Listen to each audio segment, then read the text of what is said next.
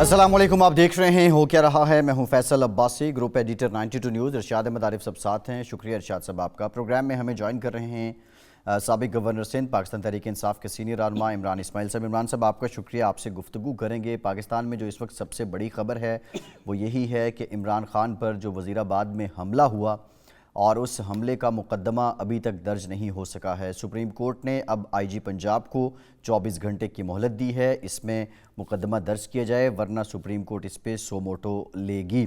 अब ये supreme court की डायरेक्शन के बाद भी अब परवेज़ इलाही की 2 नशिस्तें इमरान खान के साथ हो चुकी हैं, लेकिन अभी तक ये मामला, ये मुकदमा हल नहीं हुआ है। सवालात बहुत से हैं जो इस सारे वाक़े को लेकर हैं, और एक सवाल ये भी है कि जो उस वक्त वहाँ पर जो शवाहिद थे उनको किस तरह डिस्टर्ब किया गया, उसका ज़िम्मेदार कौन है, क्या रीज़न है कि पंजाब पुलिस अब तक मुकदमा दर्ज नहीं कर रही है। ये भी इंतहाई अहम सवाल है कि जो दरख्वास्त का मतन है उसमें इमरान खान जिन लोगों पे इल्ज़ाम लगा रहे हैं उसकी बुनियाद क्या है, क्या वो किसी बुनियाद के साथ इल्ज़ामात हैं या बेबुनियाद हैं, इस पर भी हम बात करेंगे।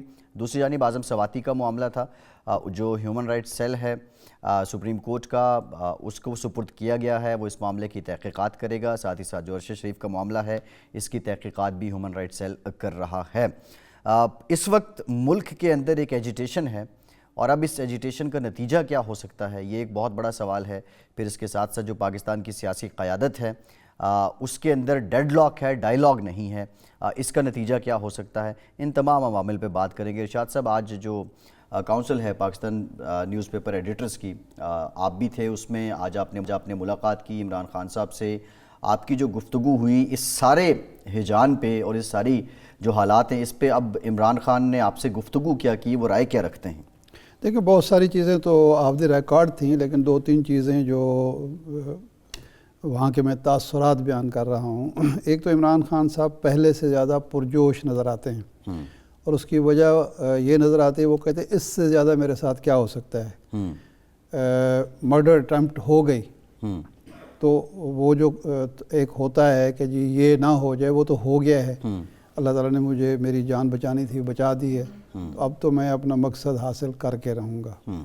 उनको पंजाब हुकूमत की तरफ से मशवरा दिया जा रहा है कि आप इस FIR पर इसरार ना करें। उसकी रीज़न ये दी जा रही है कि एक तो ये FIR दर्ज नहीं हो पाएगी, और दूसरा पुलिस फिर अपनी मर्ज़ी की अगर FIR दर्ज कर दी तो उसका आपको नुकसान होगा। वो कहते नहीं, मुझे कोई इसकी परवाह नहीं है। और लॉन्ग मार्च पर अब वो जुमेरात को, पहले बुध का प्रोग्राम था, नहीं अब वो जुमेरात, अच्छा अब जुमेरात हो गया। शाह महमूद कुरैशी साहब का मैं देख रहा था, हमें तो उन्होंने बुध का बताया, पहले मंगल आया फिर बुध, फिर अब जुमेरात, लेकिन अब शाह महमूद कुरैशी साहब के किसी बयान से पता चला है कि वो जुमेरात को होगा। वो उस पर हैं कि, और उनका ख्याल ये है कि ये जब लॉन्ग मार्च पिंडी पहुँचेगा और मैं उसकी क़यादत करूँगा तो शायद इस्लामाबाद पहुँचने से पहले मैं मकसद हासिल कर लूँगा, और मकसद आम इंतखाबात हैं। और उसकी वो लॉजिक ये बयान करते हैं कि जो माशी सूरत हाल इतनी ख़राब हो गई है और अदम इस्तेकाम इतना बढ़ गया है कि अब इनके पास कोई चारे कार नहीं रहा। तो हमने जब उनसे कहा कि जी आप ज़रदारी साहब के साथ बैठ के या शहबाज शरीफ साहब के साथ बैठ के, उन्होंने कहा इनके साथ तो मैं नहीं बैठूंगा और फ़ायदा भी नहीं है इनसे बात करने का। मैं तो डिमांड उन लोगों से कर रहा हूँ जो ये फ़ैसला करने की पोजीशन में हैं कि आम इंतखाबात कब होने चाहिए और आम इंतखाबात के अलावा उनके पास क्या ऑप्शन है। तो बज़ाहिर यही लग रहा है कि जो आप डेडलॉक की बात कर रहे हैं, डेडलॉक मौजूद है, न सिर्फ इलेक्शन के इनेकाद पर बल्कि FIR के इंदराज पर भी जी। और बाकी उन्होंने ये कहा कि मेरी कोई चॉइस नहीं है कि जी ये आर्मी चीफ़ हो, वो आर्मी चीफ़ हो, मेरिट पर हो, ना पहले मेरा कोई ख़ास नाम था, ना मैं अब उसके सिर्फ मेरिट पर हो, तो मुझे कोई मसला नहीं है, और मैं इसका हमेशा से हामी रहा हूँ। सही है, ठीक है। तो बज़ाहिर लग रहा है कि पंजाब हुकूमत ने भी हाथ खड़े कर दिए हैं इस FIR के इंदराज पर जो इमरान खान साहब चाहते हैं, और उसकी वजूहात क्या हैं वो अब पंजाब हुकूमत ही बता सकती है। लेकिन इमरान इस्माइल साहब से हम पूछते हैं कि इमरान इस्माइल साहब, आप और ख़ान साहब کیوں اصرار کر رہے ہیں کہ وہ ایف آئی آر درج ہو جو پنجاب پولیس اور پنجاب حکومت درج کرنے سے قاصر نظر آتی ہے؟ اور دوسرا ایف آئی آر کے اندراج میں تاخیر کی ایک وجہ تو یہ ہے، گورنمنٹ بھی ہے، لیکن ابتدا ہی میں آپ نے بھی فوری طور پر ایف آئی آر درج کرانا مناسب نہیں سمجھا، کئی گھنٹے کے بعد آپ نے یہ 3 نام دیے ہیں، تو اس سے تو یہ آفٹر تھاٹ کا پتہ چلتا ہے کہ بعد میں آپ نے سوچا کہ اس سے سیاسی مقاصد حاصل کیے، جو آپ کے مخالفین کہہ رہے ہیں کہ سیاسی مقاصد حاصل کرنے کے لیے آپ اس طرح کی ایف آئی آر درج کرانا چاہتے ہیں۔ بسم اللہ الرحمن الرحیم۔ دیکھیے ارشاد صاحب، بات یہ ہے کہ ابھی تو آپ تازہ خان صاحب سے مل کر آئے تو آپ کے پاس میرے سے زیادہ انپٹ موجود ہوگی۔ میری ملاقات کل ہوئی تھی، پھر میں کراچی آ گیا تھا، تو اس وقت کیا وہاں چل رہا ہے وہ آپ کو زیادہ علم ہوگا۔ میں جہاں تک میری اطلاعات ہیں یا میری معلومات کے مطابق، جس وقت خان صاحب کو گولی لگی اس کے بعد وہ اسپتال گئے، پھر ان کا آپریشن ہوا، اس کے بعد ہی ظاہر ہے کہ خان صاحب نام دے پائے، جس میں چند گھنٹے لگے۔ جب ان کا آپریشن ہو گیا، جب وہ آپریشن تھیٹر سے کمرے میں آ گئے، اینستھیسیا کے اثر سے باہر نکلے، تبھی ظاہر ایف آئی آر کٹ سکتی تھی، کیونکہ جس شخص کو گولی لگی، جس سے اس کو نشانہ بنایا گیا، وہ پاکستان کی سب سے بڑی جماعت کا سربراہ عمران خان تھا، اور اسی کے اوپر اسیسینیشن اٹیمپٹ تھی۔ باقی سب کو تو غریبی میں لگی ہے، جو بیچارے ادھر ادھر سائڈ میں کھڑے ہوئے تھے میرے جیسے۔ مجھے اللہ نے بڑا ذاتی طور پہ محفوظ رکھا۔ میرے کپڑوں میں 5 بلٹ ہولز ہیں۔ اچھا، اس میں سے 2-3 بلٹس گزرے ہوں گے، کوئی ادھر سے گھسا ادھر سے نکلا، بٹ میں محفوظ رہا۔ بٹ فیصل جاوید میرے ساتھ کھڑے ہوئے تھے، ان کو گولی لگی، خان صاحب میرے ساتھ کھڑے تھے، ان کو گولی لگی، اور دوستوں کو گولیاں لگی۔ عمران صاحب قطع کلامی کی معافی، یہ بتائیے گا، یہ بڑا امپورٹنٹ بات آپ نے کی ہے، یہ جو بلٹ ہولز ہیں ان کو دیکھ کے کیا معلوم ہوتا ہے؟ یہ گولی کسی پسٹل کی تھی یا کسی بڑی گن کی تھی، یا یہ وہ چھرے بھی ہو سکتے ہیں عمومی طور پہ جو کارتوس کے اندر ہوتے ہیں؟ میرے پاس وہ کپڑے محفوظ ہیں، وہ میں نے ان کو ڈوگر صاحب کو دکھایا تھا۔ میں اس دن پہنا ہوا تھا جب وہ ڈوگر صاحب سے میری ملاقات ہوئی، اور میں نے ان کو دکھایا اپنے کپڑے کہ یہ آپ کو کیا لگتا ہے، تو انہوں نے کہا ڈیفینیٹلی گن شاٹس ہیں، فرانزک کے بعد ہم بتا سکیں گے کہ یہ کس قسم کے اس کے اندر سے بلٹس گزرے ہیں، یا چھرے گزرے ہیں، یا یہ کوئی شارپنرز تھے یا کیا تھا اس کے اندر شارپنرز۔ وہ ساری چیزیں بعد میں پتہ لگیں گی، لیکن میں آپ کو یہ بتا رہا تھا کہ عمران خان صاحب اس بات کا یقین رکھتے ہیں کہ ان کے اس اسیسینیشن اٹیمپٹ میں ان 3 لوگوں کا ہاتھ تھا، اور وہ انویسٹیگیشن کرانا چاہتے ہیں ان 3 لوگوں کے اوپر۔ ایف آئی آر سے کیا ہوگا؟ کیا یہ سب پھانسی چڑھ جائیں گے؟ نہیں، ایف آئی آر سے ہوگا یہ کہ ان کے اوپر انویسٹیگیشن کی جائے گی۔ ممکن ہے کہ اس میں سے کوئی ایک یا 2 ہو سکتا ہے کہ اس میں شامل نہ ہو پلاٹ میں، اور عمران خان صاحب کی بات غلط نکلے، لیکن یہ بات عمران خان صاحب جو کر رہے ہیں یہ صحیح ہے یا غلط ہے، اس کا فیصلہ میں اور آپ ٹی وی پر بیٹھ کے تو کر نہیں سکتے۔ اس کا فیصلہ انویسٹیگیشن پہ ہی ہوگا، اور جس شخص کے اوپر اسیسینیشن اٹیمپٹ ہوا ہے اس کا حق ہے کہ وہ ایف آئی آر کٹوا سکے۔ کون اس ملک میں اتنا طاقتور ہے کہ پوری کی پوری پنجاب گورنمنٹ ہل گئی، پوری پنجاب پولیس ہل گئی، لیکن اس شخص کے خلاف ایف آئی آر نہیں کٹ پا رہی ہے؟ کیا ملک میں اتنے طاقتور لوگ موجود ہیں کہ وہ قانون سے بھی اوپر ہیں، اور وہ جدھر چاہیں جیسے چاہیں وہ اس کو ہلا سکتے ہیں؟ عمران صاحب میں سمجھتا ہوں کہ یہ عمران خان کی ڈیمانڈ بالکل جائز ہے۔ عمران صاحب، آپ کے مخالفین یہ کہتے ہیں کہ آپ کے جو لیڈرز ہیں ان کے بیانات میں تضاد ہے۔ جناب بابر اعوان کہتے ہیں AK-47 کے 2 بلٹس، اور اس کے بعد اسلم اقبال صاحب اور جب سب سے پہلے آئے تو انہوں نے 3 بلٹس کی بات کی، پھر 4 کی بات ہوئی، پھر جو شوکت خانم اسپتال کے بیان آیا اس میں 4 ٹکڑوں کی بات ہوئی، گولیوں کی بات نہیں ہوئی۔ رانا ثناء اللہ کہتے ہیں کہ اگر 4 گولیاں ثابت ہو جائے تو میں سیاست چھوڑ دوں گا۔ تو یہ تضاد کیوں ہے بیانات میں، جس کی وجہ سے مخالفین کو یہ کہنا پڑ رہا ہے کہ اتنا بڑا واقعہ نہیں جتنا بیان کیا جا رہا ہے؟ رانا ثناء اللہ وہ تو ہر چیز کا پتہ نہیں کیا جواب دیتے ہیں، کیا کہتے ہیں، کیا سمجھ آتی ہے ان کو، میری سمجھ سے بالا تر ہے۔ وہ کہہ رہے ہیں کہ عمران خان نے یہ حملہ اپنے اوپر خود پلان کرا ہے۔ Can you believe it? اس کا مطلب ہے کہ بینظیر بھٹو نے بھی اپنے اوپر خود پلان کرایا ہوگا، پھر وہ لیاقت علی خان نے بھی اپنے آپ کو خوشی سے وہاں پیش کر دیا ہوگا باہر کے میرے اوپر حملہ کر دو۔ دیکھیں، یہ عمران خان کے اوپر اٹیک ہوا ہے، یہ ایک بہت ہی سیریس معاملہ ہے۔ پورا انٹرنیشنل میڈیا اس بات پر ہنس رہا ہے کہ 5 دن ہو گئے ہیں ملک کے سابق وزیر اعظم اور پاکستان کی سب سے بڑی جماعت کے سربراہ کو گولی لگی ہے, اسیسینیشن اٹیمپٹ ہوا ہے, اور پولیس انویسٹیگیشن رپورٹ لکھنے کو تیار نہیں ہے. یہ کوئی مذاق ہو رہا ہے اس ملک میں؟ کیا چاہتے ہیں؟ جو منہ کھولے اس کو اٹھا کے اندر کر دو, جو زبان کھولے اس کو ننگا کر کے جیل میں لے جاؤ, ویڈیو بناؤ, اس کی بیوی کو بھیجو, بچوں کو بھیجو. کیا کرنا چاہ رہے ہیں؟ وہ یہ حکومت ہوتی ہے, یہ حکومت کا کام ہوتا ہے, یہ ہے وہ حکومت. ہم پہلے سب کہتے تھے کہ یہ ٹوٹا فیکٹری کے مالک ہیں. ارشاد صاحب, اب بنیادی دیکھیں جس طرح اگر ہم کیس کی بات کریں, اب اس میں یہ پاکستان تحریک انصاف تو یہ کہتی ہے کہ ہماری حکومت, اور یہ بھی کہتے ہیں کہ جب حکومت تھی اس وقت بھی ہمارے پاس اختیارات نہیں تھے. اگر ان کی بات پنجاب میں نہیں مانی جا رہی, ان کی حکومت ہے اور یہ اپنی ایف آئی آر نہیں درج کروا پا رہے, تو اس حکومت میں ان کو رہنے کا فائدہ کیا ہے؟ یہ تو خیر فیصلہ انہوں نے کرنا ہے کہ بھی اس کے باوجود حکومت پنجاب میں رکھنی یا نہیں رکھنی. لیکن یہ بات بالکل ہے کہ اگر خود جو مخالفین ہیں جو وفاقی حکومت میں, ان کو شکوک و شبہات ہیں, تو عمران خان کو اور ان کے ساتھیوں کو ایکسپوز کرنے کا یہ بہترین موقع ہے کہ ایف آئی آر درج ہو, انویسٹیگیشن ہو, ان کی مرضی کے افسران سے ہو, تو ساری چیزیں سامنے آ جائیں گی کہ ان کے الزامات کی نوعیت کیا ہے, صداقت کیا ہے. تو اس سے عمران خان کو ایکسپوز کیا جا سکتا ہے اگر یہ حکومت چاہے تو, اگر اس کا مقصد یہی ہے. لیکن وہ فل کورٹ کا آپشن دے رہے ہیں. وزیر اعظم صاحب نے کہا کہ فل کورٹ کی درخواست کی ہے انہوں نے چیف جسٹس سے. عمران اسماعیل صاحب ہمارے ساتھ ہیں, ہم ان سے. عمران صاحب آپ بات کر رہے تھے. جی میں تو کہہ رہا ہوں کہ ہمیں پہلے سے اس چیز کا اندازہ تھا. مریم کئی بار کلیم کر چکی ہیں کہ وہ ویڈیو بنواتی ہیں لوگوں کے, ان کے پاس ویڈیوز ہیں, انہوں نے رکھے ہیں, وقت آنے پہ ریلیز کریں گی. اور یہ جو ٹوٹا فیکٹری کا سیاست ہے یہ ان کا وتیرہ ہے. تو ہم اس کو چیلنج کر رہے ہیں, سسٹم کو ہم چیلنج کر رہے ہیں. یہ دیکھیں, یہ جو اعظم سواتی کے ساتھ ہوا, یہ ایک انتہائی گھٹیا اور ایک کمزور شخص کی یہ کوئی کارروائی ہوگی جس نے یہ کیا ہے, اور اس کو پاکستان میں کوئی اپریشیٹ نہیں کر رہا.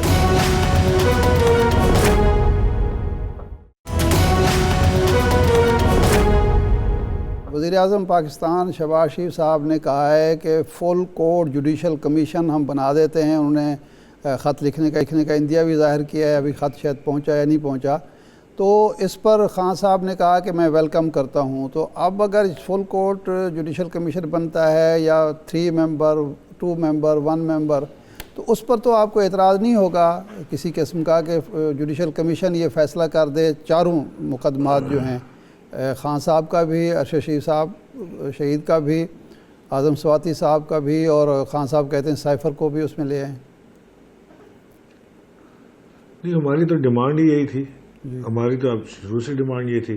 تو ہمیں اعتراض کیسے ہو سکتا ہے؟ ہمیں اعتراض اس وقت ہوتا ہے اس وقت یہ کہتے کچھ ہیں کرتے کچھ ہیں. ارشد شریف مرڈر میں انہوں نے یہ کہا کہ میں جوڈیشل کمیشن بناتا ہوں, فل کورٹ جوڈیشل کمیشن بناؤں گا. اگلے دن کیا کیا انہوں نے؟ ایک ریٹائرڈ جج کو انہوں نے بٹھا دیا جو کہ کنٹروورشل تھے. اس کی ارشد شریف کی والدہ نے انکار کر دیا اس کو ماننے سے. تو یہ اگر یہ کریڈیبل لوگوں کے ساتھ نہیں بنائیں گے, اور اگر یہ جو کہتے ہیں وہ کریں گے نہیں, قول و فعل میں تضاد کریں گے, تو کون ان کا بھروسہ کرے گا؟ مجھے تو بھروسہ نہیں ہے کہ یہ کوئی اس طرح کا جوڈیشل کمیشن بنانے کو تیار ہے. اور اگر ہیں تو ظاہر ہے جب عمران خان صاحب کو قبول ہے تو ہمیں بھی صدقے دل سے صحیح ہے. قبول ہے. اچھا عمران صاحب سوال یہ بھی ہے, ابھی آپ نے کہا کہ آپ اس سسٹم کو چیلنج کر رہے ہیں. اس سسٹم کو آپ نے 2011-12 میں بھی چیلنج کیا, اور اس کی بیس پہ پاکستان کے عوام نے آپ پہ اعتماد کیا تھا. آپ اس سسٹم کو بدل کیوں نہیں پائے؟ دیکھیں, ایک تو میں سمجھتا ہوں کہ ہماری حکومت کو ٹائم کم ملا. نمبر 2 یہ کہ ہماری حکومت جو تھی وہ ایک کولیشن گورنمنٹ تھی, اور اس میں بہت سارے کام ایسے تھے جو عمران خان صاحب کرنا چاہتے تھے یا ہمارے ایجنڈے کا حصہ تھے جو ہم نہیں کر پا رہے تھے.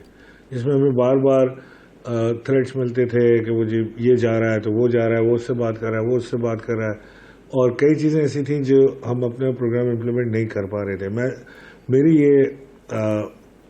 میرا ایسا ماننا ہے کہ اگر اب عمران خان صاحب حکومت میں آئے تو ہم نے خود بھی بہت سارے سبق سیکھے ہیں, عمران خان صاحب کو بھی ایک لرننگ ایکسپیرینس ہوا ہے, اور اللہ کرے کہ ہم بغیر کسی سہارے کے حکومت بنانے کے قابل ہوں تاکہ ہم وہ پروگرام امپلیمنٹ کر سکیں اور سسٹم کو جو ہم چینج کرنا چاہتے ہیں اس کو چینج کرنے کے قابل ہو سکیں. اچھا عمران صاحب, اب لانگ مارچ پہ آتے ہیں. خان صاحب نے کل پریسر میں کہا کہ یہ منگل سے لانگ مارچ شروع کریں گے. جب آپ آج صحافتی تنظیموں کی ملاقات ہوئی تو انہوں نے کہا کہ ہم نے بدھ کی تاریخ مقرر کی ہے. تھوڑی دیر پہلے شاہ محمود قریشی صاحب نے اعلان کیا کہ نہیں جی اب جمعرات کو ہوگا. یہ بار بار تاریخیں کیوں بدلی جا رہی ہیں؟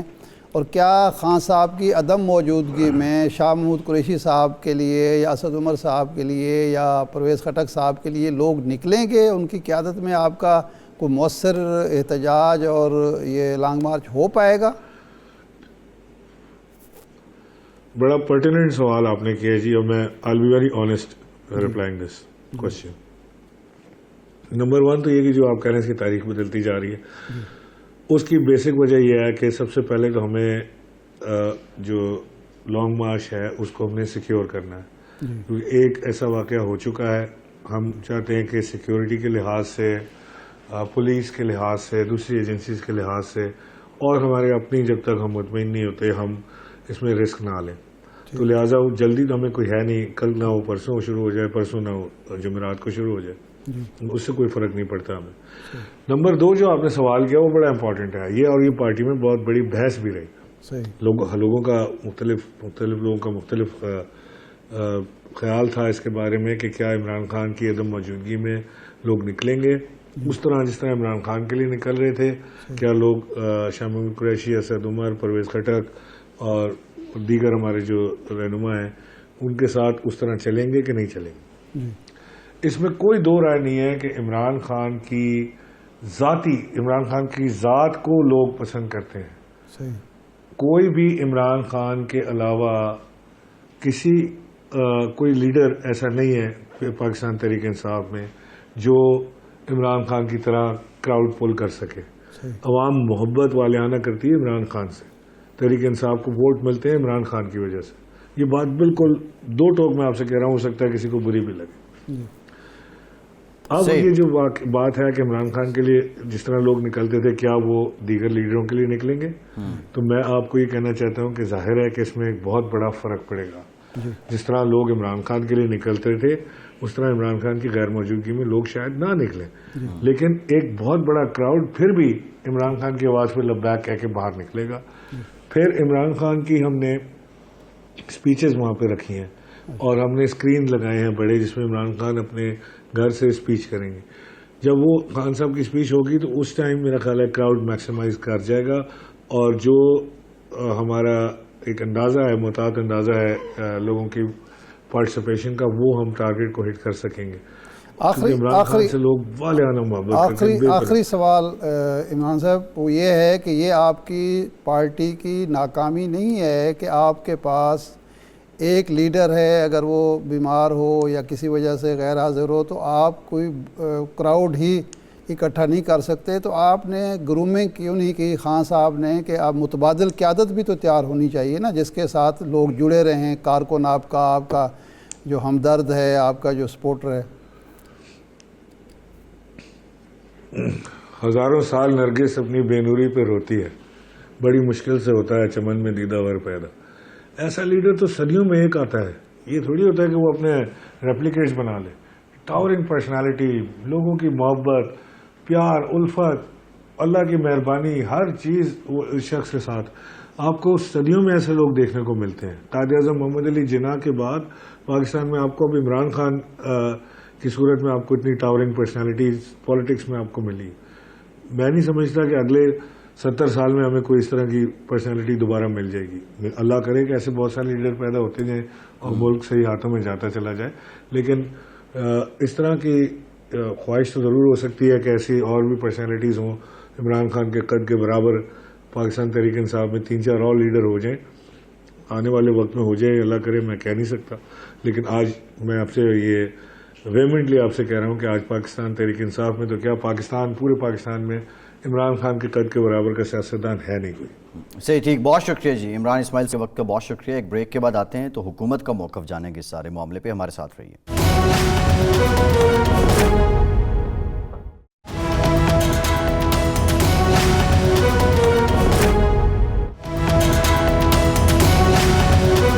بریک کے بعد ایک بار پھر سے آپ کا خیر مقدم کرتے ہیں. ہمیں جوائن کیا ہے پی ڈی ایم کے ترجمان ہیں، JUIFA کے سینئر رہنما ہیں حافظ عبداللہ صاحب نے. بہت شکریہ حافظ صاحب آپ کے وقت کا. حافظ صاحب، یہ بتائیے گا یہ جو عمران خان صاحب پہ حملہ ہوا ہے اس سے متعلق مولانا فضل الرحمان صاحب نے اپنے کچھ خدشات کا بھی اظہار کیا ہے، اور انہوں نے یہ بھی کہا کہ سمجھ ہی نہیں آ رہی کہ گولیاں کتنی ہیں، لگی ایک ہے نکلی 4 ہیں۔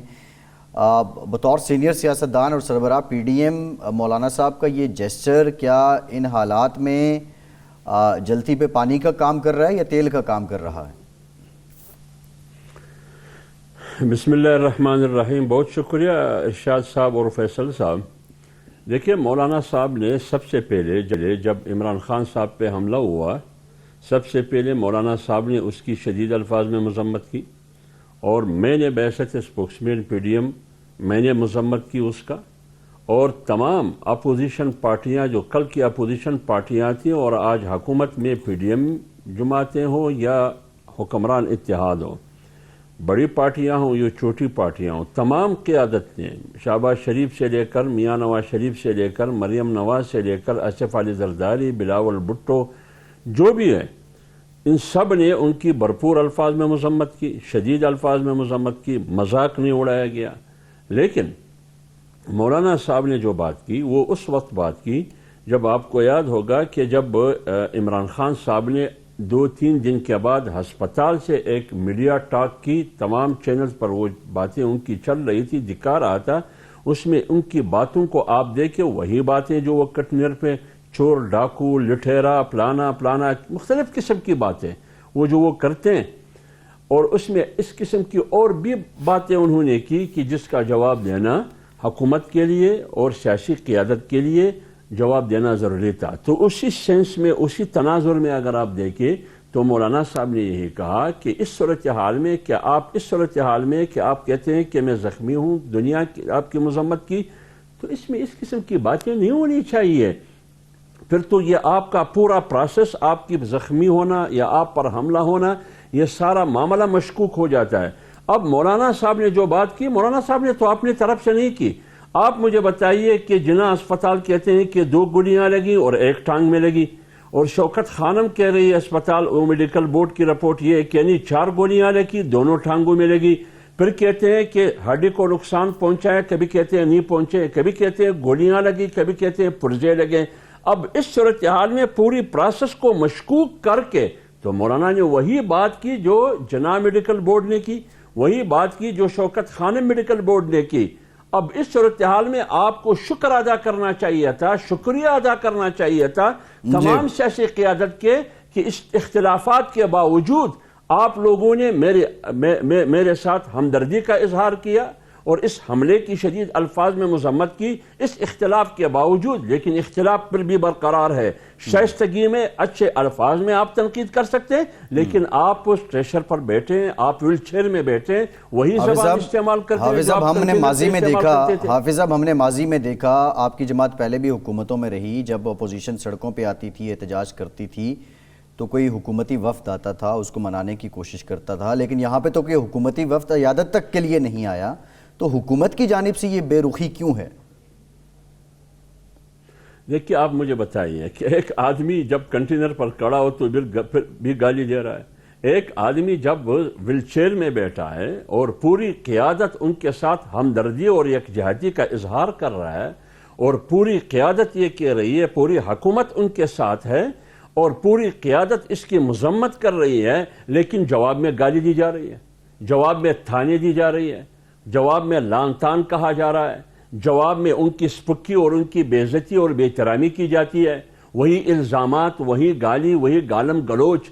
اس صورتحال میں آپ مجھے بتائیے اس صورتحال میں عیادت کیسی ہوگی، کس طرح ہوگی اس صورتحال میں؟ حافظ صاحب گزارش یہ ہے کہ 2019 میں آپ نے لانگ مارچ کیا، آپ اسلام آباد پہنچے، پنجاب میں ان کی حکومتی تحریک انصاف کی آپ کو پورا فل جو ہے نا راستہ دیا گیا اور کسی قسم کی رکاوٹ نہیں ڈالی گئی۔ آپ اسلام آباد پہنچے، آپ کو جگہ دی گئی، بلکہ وہ تو کہتے ہیں کہ ہم نے آفر کیجیے، آپ کو ہم کھانا بھی پیش کر سکتے ہیں۔ 25 مئی کو جواباً آپ کی حکومت نے جو سلوک پنجاب میں کیا، جو اسلام آباد میں کیا، اور اب جس قسم کی دھمکیاں، رانا ثناء اللہ صاحب تو جو دیں سو دیں، لیکن مولانا فضل الرحمان صاحب جس قسم کی بات کر رہے ہیں کہ حکیم ثناء اللہ ان کا علاج کریں گے، زمین گرم کر دیں گے، تلوے ان کے جو نرم تلوے ہیں وہ سہ نہیں پائیں گے، تو اس کے بعد آپ توقع کیسے کرتے ہیں کہ عمران خان کے لہجے میں ہونی چاہیے نرمی؟ دیکھیے ارشاد صاحب، احترام کے ساتھ آپ اگر تحریک انصاف کا ٹریک ریکارڈ دیکھیے اور 25 مئی سے پہلے جو انہوں نے آنا تھا یا 2014 کی 126 دن کی دھرنے کو دیکھیے، پارلیمنٹ پر حملہ، سپریم کورٹ کو دوبیگاٹ بنانا، پی ٹی وی سینٹر پر حملہ، آج کا صدر کل کا وزیر اعظم عمران خان اس زمانے میں ایک دوسرے کو مبارکباد دیتے رہے کہ پی ٹی وی پر ہم قابض ہو چکے ہیں، پولیس اسٹیشن پر حملہ، آفیسرز پر حملہ، ان کو زدکوب کرنا، 7 نافرمانی، مارو مرو، جلاؤ گراؤ اور بل وغیرہ جلانا، یہ تمام آپ کے سامنے یہ ٹریک ریکارڈ ہے ان کا۔ دوسری بات، جب 25 مئی میں کیا انہوں نے اسلام آباد پر دعویٰ نہیں بولا؟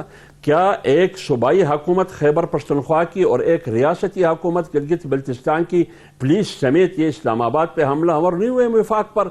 کیا میسج دنیا کو ہم دے رہے ہیں؟ اور ادھر سپریم کورٹ کا فیصلہ یہ تھا کہ آپ نے ڈی چوک نہیں آنا ہے، وہ جگہ جو ہم نے متعین کیا ہے وہاں آپ نے آنا ہے۔ انہوں نے کنٹینر سے کیا کہتا تھا؟ اس سے پہلے شیخ رشید نے، فواد چودھری نے نہیں کہا کہ خونی انقلاب ہوگا یا خون بہیں گے، یہ باتیں نہیں کی انہوں نے۔ جب اس صورتحال کو آپ کو دیکھیے تو ریاست کی ذمہ داری پر کیا ہے، حکومت کی ذمہ داری کیا ہے، قانون نافذ کرنے والوں کی ذمہ داری پر کیا ہے؟ یہ جو مارچ آ رہا تھا ابھی 50 اور 61 جلسے انہوں نے پورے پاکستان میں کی، مجھے بتائیے کہیں بھی حکومت رکاوٹ بنی؟ ابھی جو لانگ مارچ انہوں نے شروع کی پنجاب میں، ان کی حکومت حافظ صاحب گزارش سن لیں، حافظ صاحب انڈر کنٹرول تھا۔ حافظ صاحب سوال یہ ہے کہ ڈائیلاگ نہیں ہے، ڈیڈ لاک ہے، ایجیٹیشن ہے، کیا اس کا انجام کوئی ہیبت ناک ہے؟ کوئی انجام ہیبت ناک نہیں ہوگا۔ ہم مذاکرات کے لوگ ہیں، سیاست میں مذاکرات کے دروازے بند نہیں ہوتے، مذاکرات ہونی چاہیے، لیکن مذاکرات عمران خان کی شرائط پر ممکن نہیں ہے۔ عمران خان کی شرائط یہ ہے کہ چیف الیکشن کمشنر کو نہیں ہونا چاہیے۔ اگر آپ پنجاب میں جیتے ہیں تو زندہ باد چیف الیکشن کمشنر، جب آپ کے خلاف فارم فنڈنگ اور توشہ خانہ کے کیس کا فیصلہ آتا ہے تو مرد آباد چیف الیکشن کمشنر، اس کو آپ گڑی آدمی کہتے ہیں۔ جب عدالت شہباز گل کے خلاف فیصلہ دیتے ہیں تو آپ خاتون جج کو گالیاں دیتے ہیں۔ جب توہین عدالت کا کیس بنتا ہے پھر آپ معافیاں لیتے ہیں۔ دن کو آپ چیف آف آرمی اسٹاف اور اسٹیبلشمنٹ کو گالیاں دیتے ہیں، رات کو پاؤں پڑتے ہیں۔ آپ کسی کو میر جعفر کہتے ہیں، کسی کو میر صادق کہتے ہیں، کبھی کو جانور کہتے ہیں۔ یہ کون سی زبان ہے؟ یہ ریاست کی استحکام کے لیے ہے، جمہوریت کی استحکام کے لیے، معیشت کی استحکام کے لیے۔ آپ نے وہ باتیں کی کہ آج پوری بھارت کہہ رہا ہے کہ جو کام ہم نے کرنا تھا وہ کام عمران خان کر رہا ہے، ہمارے لیے آسانیاں پیدا کر رہے ہیں، اور وہ اپنے بھارتیوں کو کہتے ہیں کہ دیو عمران خان کو پیسہ دیا کرو، ان کو فنڈ دیا کرو۔ یہ ہے سیاست۔ حافظ صاحب، کل آپ کا یہ مطالبہ تھا 2019 میں 18 میں جب الیکشن کے نتائج آئے تو مولانا فضل الرحمان کہتے تھے کہ ہمیں اس اسمبلی میں نہیں بیٹھنا چاہیے، ناجائز اسمبلی ہے، یہ ساری دھاندلی کی پیداوار ہے۔ 19 میں آپ نے دھرنا اسی مقصد کے لیے دیا کہ اسمبلی کو توڑ کے نئے الیکشن کرائے جائیں۔ 8 مارچ تک آپ کا مطالبہ یہی تھا، اور آپ کے ساتھیوں نے، آپ کے لوگوں نے مسلسل یہ کہا کہ ہم اگر عدم اعتماد کامیاب ہوئی تو ہم نئے سرے سے الیکشن کرائیں گے، صرف اصلاحات کریں گے نئے قانون میں اور الیکشن قوانین میں۔ لیکن جو ہی آپ کو اقتدار ملا، اب آپ 4 ماہ 3 ماہ پہلے الیکشن کرانے کے لیے بھی تیار نہیں۔ آپ کا اصرار ہے کہ جب مدت پوری کریں گے، تو یہ اتنا بڑا تضاد کے ساتھ لوگ کیسے مانیں آپ کی بات کو کہ پہلے آپ الیکشن کا مطالبہ کر رہے تھے، اب وہ اسمبلی جائز ہو گئی ہے، اب الیکشن وقت پر ہوں گے۔ دیکھیے میرے بھائی ارشاد صاحب، بات یہ ہے، ہم بالکل الیکشن چاہتے تھے روز اول سے۔ سب سے پہلے جمعیت علماء اسلام مولانا فضل الرحمان صاحب کا موقف یہ تھا کہ یہ دھاندلی زدہ الیکشن ہوئی 25-18 کا، یہ اقلیت ہے، اس کو اکثریت دے کر مسلط کیا گیا۔ آج خود جن اداروں پہ ہم تنقید کر رہے تھے کہ سیاست میں مداخلت نہ کرے، آئین کی پاسداری کرے، اپنے حلق کی پاسداری کرے، آج خود انہوں نے تسلیم کیا کہ آج کے بعد ہم سیاست میں مداخلت نہیں کریں گے۔ اس کا معنی یہ کہ پہلے آپ مداخلت کر رہے تھے تو مولانا فضل الرحمان صاحب اور اپوزیشن کی بات کی توثیق تو ہو گئی نا، ہم ٹھیک تھے۔ اب آئیے اس بات پر ہم نے ایک آئینی طریقے سے عمران خان کو ہٹایا۔ اگر ہم عمران خان کو نہ ہٹاتے اگر عمران خان کو ہم نہ ہٹاتے آج پاکستان سری لنکا سے بھی بدتر ہو جاتا. تیسری بات یہ کہ الیکشن کی بات آپ نے کی, ہم بالکل الیکشن چاہتے تھے, تو پونے 4 سال جو ہم سڑکوں پر تھے تو عمران خان کیوں الیکشن نہیں کراتے تھے؟ کہتے ہیں مجھے مینڈیٹ ملا ہے. آج جب عمران خان سے کرسی چھن گئی, آج عمران خان کہتے ہیں کہ الیکشن کراؤ. کل جو ہم مطالبہ کرتے تھے کہ الیکشن کراؤ, آپ کیوں الیکشن کے لیے تیار نہیں تھے؟ آج کیوں الیکشن کی بات تم کرتے ہو؟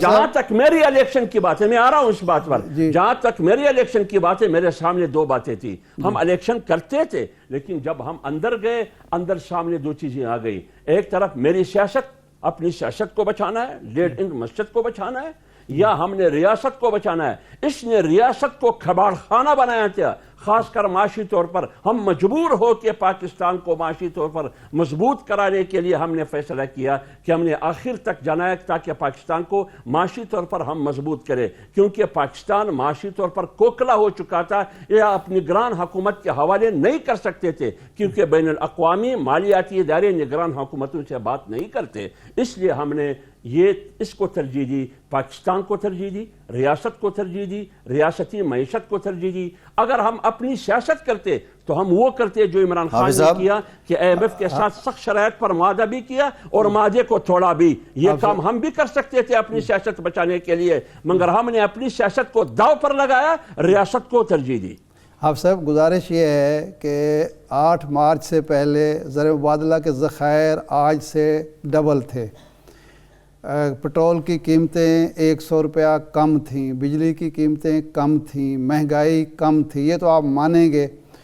آپ نے بچایا کس چیز سے ہے؟ جب مہنگائی بڑھ گئی, قرضے بڑھ گئے, اس کے بعد زر مبادلہ کے ذخائر کم ہو گئے, تو آپ نے بچایا کس طرح؟ اور موجودہ حکومت کے دور میں جو سروے آیا, اکنامک سروے, اس میں کہا گیا کہ وہ تو گروتھ ریٹ بھی بہت اچھی تھی. اب اسی تازہ ترین اطلاع یہ ہے کہ اکتوبر کے مہینے میں جو ریکوری ہوئی ہے ریونیوز کی وہ کم ہوئی ہے.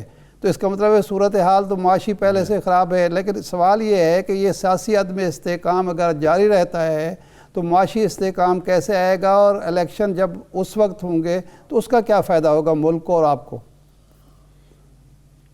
دیکھیے میری بات سنیے, اگر آپ 8 مارچ سے پہلے اور 8 مارچ کے بعد کا موازنہ کرتے ہیں تو آپ مہربانی کریں 25-18 سے پہلے اور 8 مارچ تک موازنہ کریں.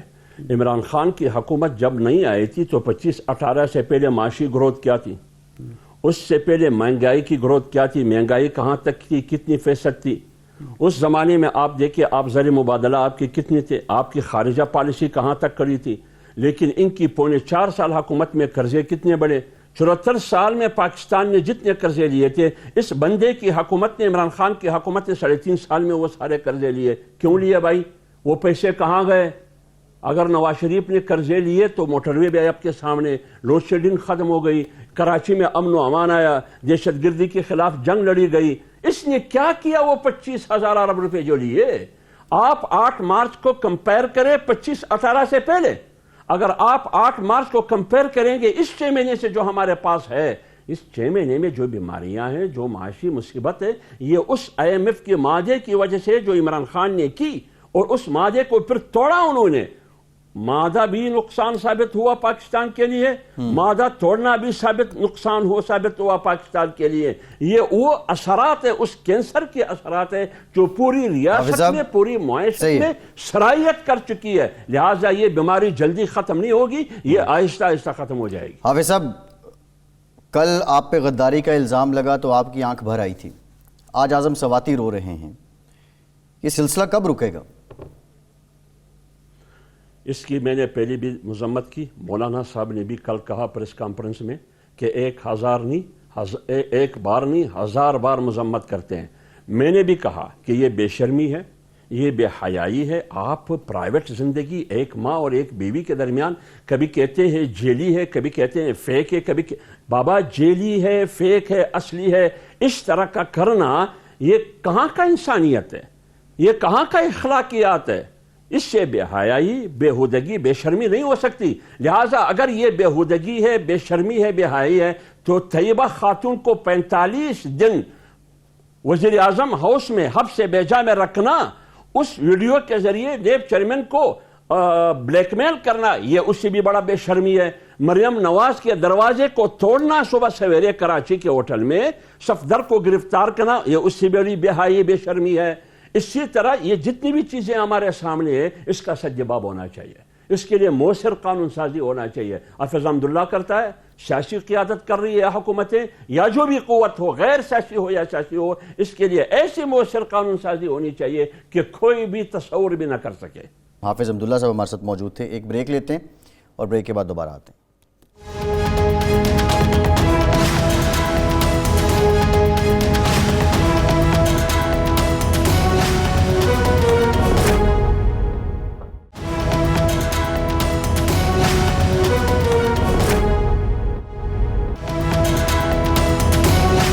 بریک کے بعد ایک بار پھر سے آپ کو خوش آمدید کہیں گے. ارشاد صاحب, یہ تخت نشینی کی جنگ ہے. وزیر آباد میں معظم شہید ہوا. راولپنڈی سے بھی آج سنا ہے کہ ایک کارکن جو ہے وہ کھمبے پہ چڑھ گیا اور اس کے بعد کرنٹ لگ گیا اس کو. اب اس کی کنڈیشن کیسی ہے تاحال یہ کنفرم نہیں ہو سکا. اسی طرح اللہ پاک اگر وہ حیات ہیں تو ان کو صحت عطا کریں. اسی طرح کے معاملات ہم پہلے بھی جو تحریکیں چلتی رہی اس میں بھی دیکھتے رہے, لیکن اب الزام دھمکی اور گالی کے گرد یہ ساری سیاست گھوم رہی ہے, ساری سیاسی جماعتوں کا. ہم جا کس طرف رہے ہیں اور اس سارے رویے کا خمیازہ کون بھگت رہا ہے یا ابھی بھگتنا باقی ہے؟ خمیازہ تو ظاہر بات ہے پاکستان بھگت رہا ہے, پاکستان کے عوام بھگت رہے ہیں, نوجوان نسل بھگت رہی ہے جن کا مستقبل ہے پاکستان اور جنہوں نے اپنا مستقبل پاکستان سے وابستہ کیا ہوا ہے وہی لوگ بھگت رہے ہیں. اصل میں بات یہ ہے کہ جب تک یہ سیاستدان ماضی سے سبق نہیں سیکھیں گے, پارٹیاں مضبوط نہیں ہوں گی, خاندان یا افراد جو ہیں پارٹی ڈسپلن کے تحت نہیں آئیں گے. یہ جو عمران اسماعیل صاحب بات کر رہے تھے کہ جی عمران خان کے بغیر تو کچھ بھی نہیں ہے, یہی مسلم لیگ نون کا حال ہے, یہی پیپلز پارٹی کا حال ہے, تو جمہوریت تو اس طرح مضبوط نہیں ہو سکتی. پارٹیاں ہوں, پارٹی مضبوط ہو, افراد کے آنے جانے سے کوئی فرق نہ پڑے, جمہوری رویے ہوں پارٹی کے, پارٹی میں جو ترقی کا یا قیادت کا معیار جو ہے وہ ان کے کارکن متعین کریں, مخلص کارکن, اور وہ جس کو آگے بڑھانا چاہیں وہ بڑھے. صرف لیڈرشپ کی کہ جی میرا بیٹا بڑا بہت ذہین ہے اور میری بیٹی بڑی ذہین ہے اور میرا بھائی جو ہے, اس طرح سے تو یہ معاملات نہیں چل سکتے. ایک بات. دوسرا, جمہوری رویے یہ نہیں ہیں کہ جی ایک قبائلی دشمنی ہو, اس میں لڑائی جھگڑا بھی ہر جگہ ہوتا ہے, لیکن ڈائلاگ کے ذریعے ہی آپ غیر جمہوری مداخلت کا راستہ بھی روک سکتے ہیں. اب ہمارے ہاں کیا ہے, کل آپ کھڑے ہو کے کسی چیز کو غیر جمہوری قرار دے رہے ہوتے ہیں, مداخلت قرار دے رہے ہوتے ہیں, آپ کا مطلب پورا ہو جاتا ہے, آپ کو اقتدار کی جھلک نظر آتی ہے اور سب کچھ بھول جاتے ہیں. نہ ووٹ کی عزت برقرار رہتی ہے, نہ آپ کے جو پرنسپل ایک ہوتا ہے ایجنڈا وہ باقی رہتا ہے, اور بس آپ کو اقتدار چاہیے, اقتدار میں حصہ مل جائے تو سب کچھ آپ بھول جاتے ہیں. کچھ کامن فیکٹر ہیں ارشاد صاحب, یہ جو آپ نے جس پہلو کی بات کی ہے, کوئی بھی سیاسی جماعت, پیپلز پارٹی, نون لیگ, پی ٹی آئی, اور ہم سیاست کو کوئی ڈسکریج بھی نہیں کر رہے اور جمہوریت کو کوئی ڈسکریج بھی نہیں کر رہے, لیکن جب یہ حکومت میں آتے ہیں تو ان کے لیے ریاست اور ریاستی ادارے ماں کے جیسے ہو جاتے ہیں. جب نکلتے ہیں وہی مخالف ان پہ تنقید کرتے ہیں, ان کی مخالفت میں بات کرتے ہیں. اب یہ بحث اتنی آگے تک نکل چکی ہے ارشاد صاحب کہ اب اس میں کسی حد تک ایک شدت پسندی کا ایلیمنٹ آ چکا ہے. اب اس کو نیوٹرلائز کون کرے گا جب بات کرنی ہی نہیں ہے کسی نے. جب ایک کیمپ کہتا ہے کہ یہ فلاں, یہ چور ہیں, یہ لٹیرے ہیں, یہ ڈاکو ہیں, دوسرا کیمپ کہتا ہے کہ یہ جھوٹا ہے, اس نے یہ کیا, اس نے وہ کیا, اور کوئی ایسی شخصیت بھی نظر نہیں آ رہی جو اس کو انیشیٹ کرے, تو پھر اس کا حل کیا نکلے گا ارشاد صاحب؟ دیکھیں, سول سوسائٹی کو, سیاسی جماعتوں کے مخلص کارکنوں کو, میڈیا کو سامنے آنا پڑے گا, اور سیاسی جماعتوں کی لیڈرشپ پر دباؤ بڑھانا ہوگا کہ آپ بادشاہ نہیں ہیں, آپ بادشاہ گر نہیں ہیں. یہ سیاسی جماعتیں جو ہیں یہ پرانے دور کے قبائل نہیں ہیں, قبیلے نہیں ہیں کہ قبائلی جنگ میں آپ مبتلا ہو جائیں. دیکھیں 1947 میں ہم آزاد ہوئے, 48 میں قائد اعظم کا انتقال ہو گیا, کیا کسی نے یہ کہا مسلم لیگ پارلیمانی پارٹی نے، مسلم لیگ کی جنرل کونسل نے، کیبنٹ نے کہ جی اب مسلم لیگ کی قیادت جو ہے وہ حوالے کر دیں محترمہ فاطمہ جناح کے؟ کسی نے کہا نہیں۔ 1964 کے صدارتی الیکشن میں ساری لیڈرشپ گئی محترمہ فاطمہ جناح کے پاس کہ جی آپ ہماری امیدوار بن جائیں، یعنی ان کا اپنا جو مقام اور مرتبہ تھا اس کی روشنی میں یہ فیصلہ ہوا کہ آپ ہماری امیدوار بن جائیں۔ یہ نہیں ہے کہ جی آپ پارٹی ان کے حوالے کر دیں، یہ کسی نے کہا کہ اب آپ یہ پارٹیوں کے سربراہ نہیں، آپ صدارتی امیدوار بنیں گے۔